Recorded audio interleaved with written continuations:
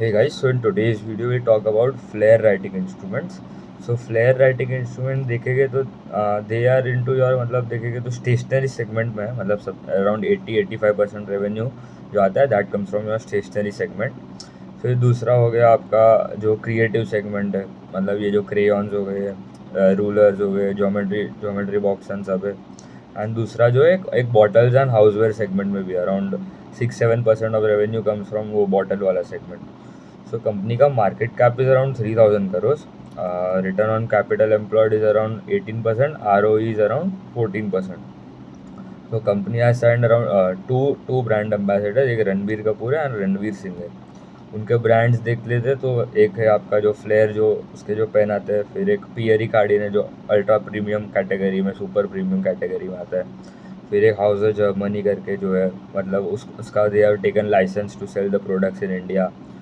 फिर जूक्स करके भी एक है। तो उनका देखेगा ना तो सेल्स ग्रोथ मतलब उतना है ही नहीं, मतलब पूरे स्टेशनरी सेगमेंट में डॉम्स एक है, मतलब they are growing around 20-25%। Linc का guidance is around 17-20%, but they are not able to execute it. उनका ग्रोथ अराउंड 5-6% है। फिर ये फ्लेयर है, फिर सेलो करके जो है उनका भी, उसका तो ग्रोथ ही नहीं है, 0% ग्रोथ। और फिर कोक्यो कैम्लिन है, उसका डी ग्रोथ है 12% के आसपास सेल्स ग्रोथ। तो only Doms is able to execute and walk the talk, जो मैनेजमेंट ने बोला है। तो सेल्स देखेंगे तो फ्लेयर का इट इज़ अराउंड 5% का ग्रोथ था। Gross profit grew 13%, EBITDA degrew 6% and PAT degrew 1%।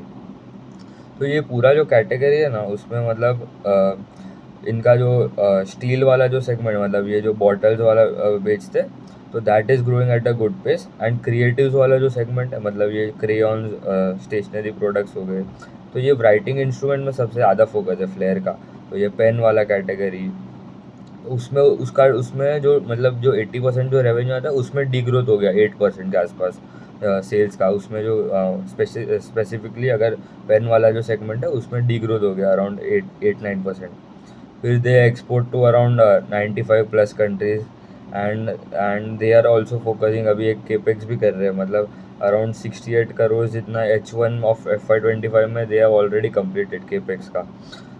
तो and also they are going to deploy more around 980 मतलब और 40-45 करोड़ जितना करेगा capex in H2 of this year.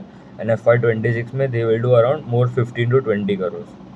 तो मतलब they are setting up more factories, manufacturing plant and वो सब। And PAT margins, EBITDA margins are around 18.7% versus 21% YOY देखेंगे तो Q2 versus Q2। and PAT margins were around 12.1% versus 12.9% YOY।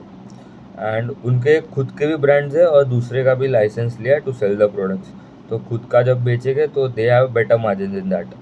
तो जो own brand का जो परसेंटेज है ना ऑफ द टोटल AUM क्या revenue, that is around 90% in Q2 of FY25। And जो 10% है दैट इज़ योर लाइसेंस वाले जो मतलब OEM सेल्स जो आते हैं। एंड पहले Q2 ऑफ FY24 में इट वॉज 87%, मतलब percentage of own brand share is increasing, तो ये भी एक अच्छा बात है। फिर कंपनी का जो गाइडेंस है ऑफ द सेल्स ग्रोथ, तो कंपनी ने बोला है वी विल ग्रो 10-11% के आसपास सेल्स ग्रोथ का गाइडेंस दिया, 11% CAGR for 2 to 3 years। And जो EBITDA मार्जिन का गाइडेंस इज अराउंड 19-20%, अभी अराउंड 18.7% है। तो अभी फेयरली मतलब देखेंगे ना तो अगर 10-12% चाहिए तो भाई we can invest in other Nifty 50 stock. मतलब अगर आ रहे हो अगर इन स्टॉक्स, तो मतलब we want to find better growth in the company. तो Doms is only executing that step. मतलब ये सिंपल बिजनेस मॉडल है, इसमें ज़्यादा मतलब मेनली कुछ देखना ही नहीं है, सेल्स देखना है आपको, प्रॉफिटेबिलिटी देखना है, दोनों है। गाइडेंस का बात करना है, गाइडेंस अगर बढ़ा रहा है कंपनी अच्छा है।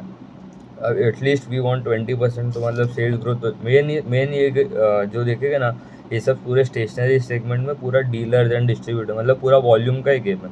मतलब इसमें तो आप वैल्यू ग्रोथ उतना आ ही नहीं सकता है, क्योंकि अभी if you are selling a product at around 10 रुपये का पेन है, और ये 15 रुपये का दे तो customer will switch to another pen वाला जो कंपनी है।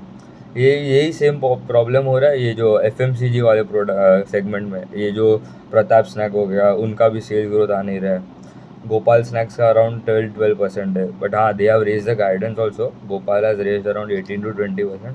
तो मतलब ये पूरा जो सेगमेंट है ना, स्टेशनरी सेगमेंट पकड़ लो, FMCG सेगमेंट, पूरा ये पूरा वॉल्यूम का ही गेम है।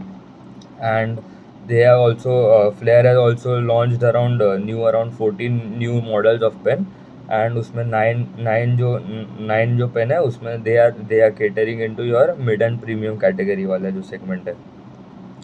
And they have distributors around 8,000 distributors है, and super stockist around 196। Super stockist मतलब ये जो बड़े बड़े जो मतलब इन्वेंट्री होल्ड करते हैं आपके जो कंपनीज के, एंड फिर they sell it out to distributors then sell it to जो रिटेलर, मतलब ये जो आपके जो शॉपकीपर्स हो गए नॉर्मल, आप हम जहाँ से पेन लेते हैं वहाँ से, and they sell to us. उसके बाद देन अराउंड अभी कंपनी ने बोला है मतलब अभी कॉल में पूछा था कि H1 में तो ग्रोथ इतना कम था, अराउंड पहले क्वार्टर में भी अराउंड 5-6% ही ग्रोथ था, एंड Q2 में भी 5-6% है। तो उनको पूछा था कि around if you are targeting around 11-12% growth for full year, तो you need to grow around 20% for the remaining 2 quarters.